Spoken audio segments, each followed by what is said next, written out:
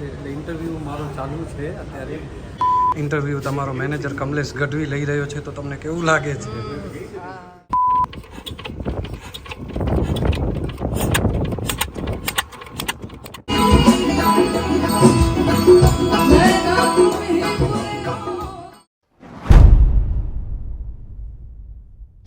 Hello friends, welcome to my YouTube channel. After long time, ઘણા સમય પછી આ વ્લોગની અંદર હું તમને જોવા મળ્યો છું અને હવેથી હું કોશિશ કરીશ કે હવે રેગ્યુલર વ્લોગ કરતો રહીશ. ગયા ફેરે તો ભાઈ નહોતો કર્યો, પણ હવેથી વિચાર છે. ઘણા મને સબસ્ક્રાઈબરે કીધું છે કે કેમ તમે રેગ્યુલર વ્લોગ નથી અપલોડ કરતા. ધનજભાઈ તમે ચૂપ રહેવું. હવે આ વ્લોગમાં તમને બેનનું એક અત્યારે ક્યાં છો તમે કમલેશભાઈ? ગામમાં છે અત્યારે હું ભુજ છું, ભુજમાં આવી ગયો છું કારણ કે બેનનું આજે શોનું રિહર્સલ છે. તો આપણે બધા રિહર્સલમાં જોડાશું અને તમને પણ આ વ્લોગની અંદર રિહર્સલનું થોડું ઘણું ઝલક જોવા મળશે. તો બન્યા રહો આ વ્લોગની અંદર. તો દોસ્તો હવે ભાઈના ઓફિસથી નીકળી અને ભુજ બજારમાં થોડી ઘણી ખરીદી કરી અને પછી સાંજે રિહર્સલનો ટાઈમ છે. બેનનો શો છે શામ એ સંવેદના, તો એનો રિહર્સલ છે આજે. તો અમે નીકળીએ, થોડીક ખરીદી, ટાઈમપાસ અને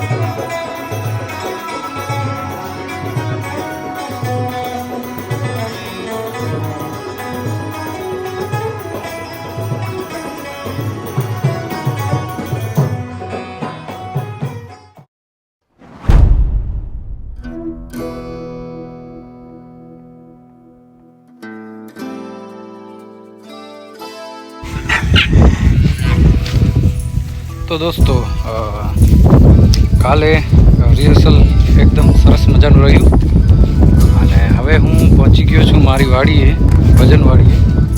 કારણ કે મ્યુઝિક સાથે સાથે અમે ફાર્મિંગનું પણ કરીએ છીએ, એ તો તમને ખ્યાલ જ છે કારણ કે બ્લોગમાં તમે જોયું હશે. તો આજે હું પહોંચી આવ્યો છું. કપાસમાં પાણી ચાલુ કરવાનું છે. અમારો તમને કપાસ પણ બતાવીશ. આ પાછળ છે એ ફાર્મ હાઉસ છે, તમને મોટો કપાસ બતાવો. તો આ અમારો કપાસ છે.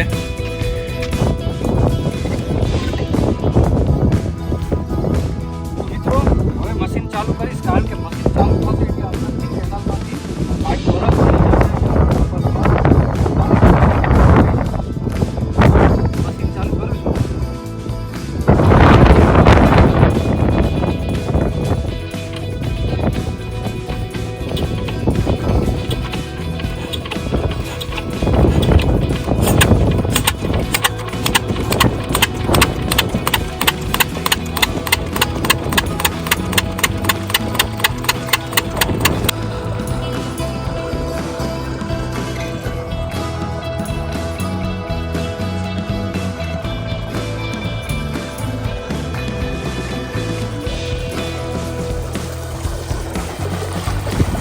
મિત્રો અત્યારે પાણી ચાલુ થઈ ગયું છે ત્યારે પ્રોસેસમાં હતું.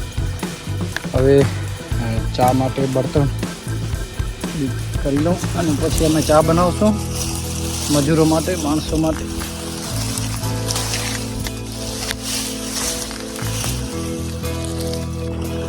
તો મિત્રો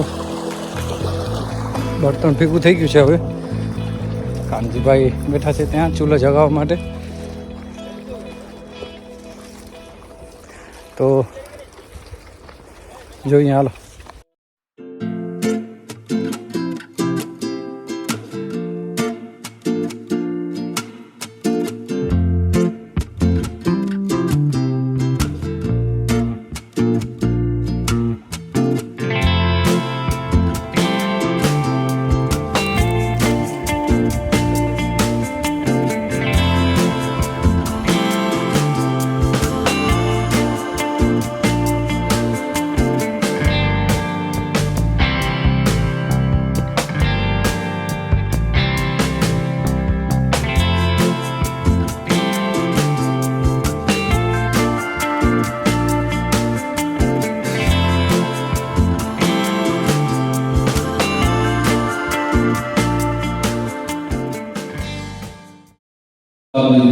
હાલો, તો આજે રિહર્સલનો બીજો દિવસ છે અને ખેતીવાડીનું કામ પતાવ્યા પછી સીધા 5-6 દિવસ લાગ્યા. પછી સીધો સેકન્ડ રિહર્સલ આજે હોલમાં છે, ઘરમાં નથી.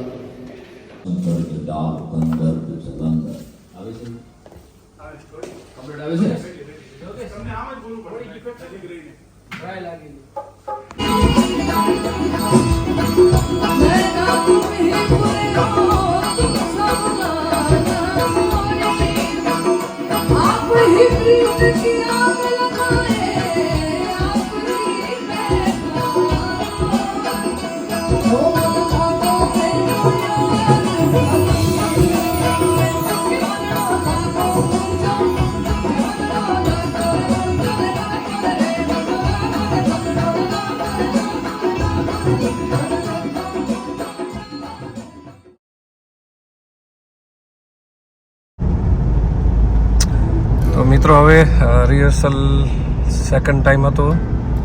હવે ફાઇનલ ડાયરેક્ટ 14 ઓગસ્ટના કાર્યક્રમમાં મળશું અને હવે નીકળ્યા છીએ અમે ઘર તરફ. વચ્ચે ચા પાણી કરી અને પછી બીજા દિવસે મારે ફરી પાછું ફાર્મ ઉપર જવાનું છે, કારણ કે ત્યાં પણ હજી કપાસને અંદર પાણીનું ચાલુ છે કામકાજ, એટલે ત્યાં જવું પડશે. તો મળીએ 14 ઓગસ્ટના અને તમે બ્લોગમાં જોડ્યા રહેજો.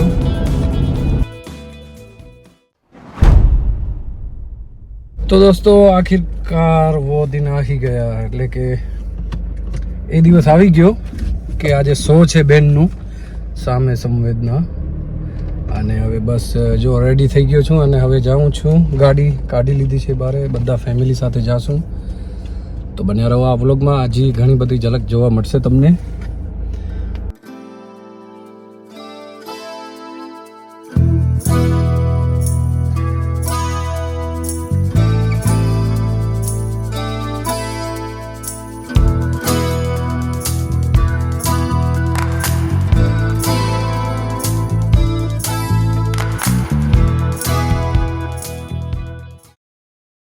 નમસ્કાર મિત્રો, તો આવી ગયા છીએ આજે જે બેનનો શો છે કે સામે સંવેદના, એમાં વંદના ગઢવી સિંગર છે, આપણે હોસ્ટ કરી રહ્યા છે હિમાંશુભાઈ નિધિબેન અને નિધિબેન વ્યાસ.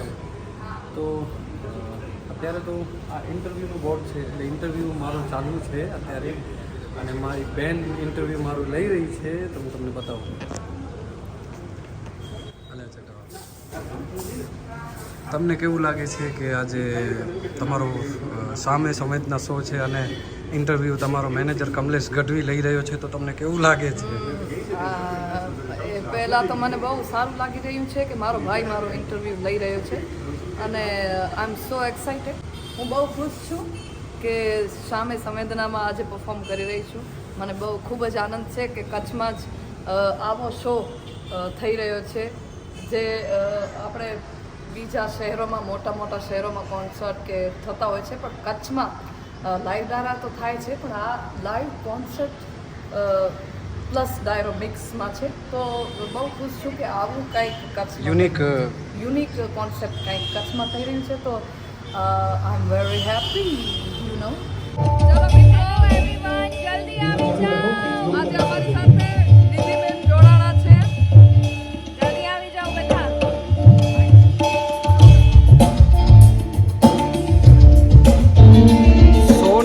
થવામાં હજી વાર છે. લગભગ 9 વાગે છે. ત્યાં સુધી સાઉન્ડ બેલેન્સિંગ અને પ્રેક્ટિસ રિહર્સલ જમાવટ છે. અત્યારે બેલેન્સિંગ ચાલુ છે બેન્ડના વોઇસનું.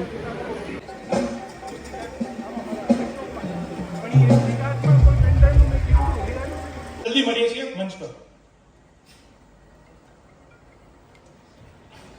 થેન્ક યુ હિમાંશુ અને દરેક અમારા તો મિત્રો હવે ટાઈમ થઈ ગયું છે. બેન ગ્રીન રૂમમાં છે.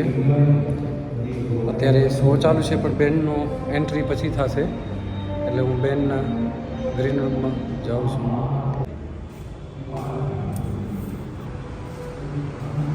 બેન રેડી છે શો માટે અને હું પણ રેડી છું. હવે જે દોહા કે ભજનો કે સૂફી ભજનો ગીતો હું ગાઈશ એ કબીરના રચયિતા એમના છે, લખેલા છે. પણ કબીરના જે દોહા છે ને એ માર્મિક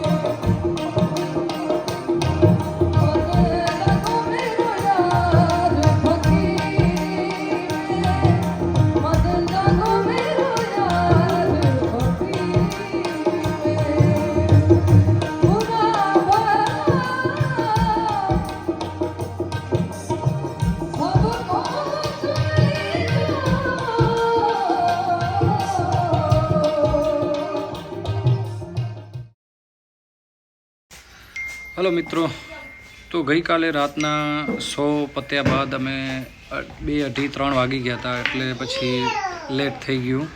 ઘરે પહોંચતા 4 વાગી ગયા હતા. અને પછી આજે મારે પાછું વળી ફાર્મ પર જવાનું છે. તો મિત્રો આ વિડીયો તમને કેવો લાગ્યો, વ્લોગ કેવો લાગ્યો, હજી પણ આગળ સમયમાં હું વ્લોગ મૂકતો રહીશ. તમે ચિંતા મુક્ત રહેજો.